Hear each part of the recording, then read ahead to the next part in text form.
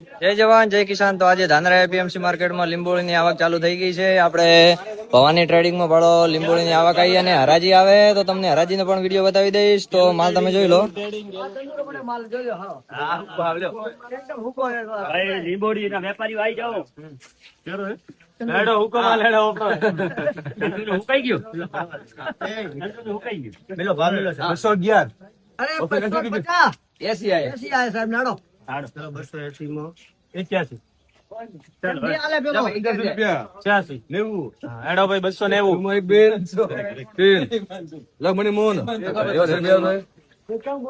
તો આજે ધાનેરા એપીએમસી માર્કેટમાં લીંબોળીની હરાજી કરવામાં આવી હતી અને એ 290 રૂપિયામાં વેપાર થયા.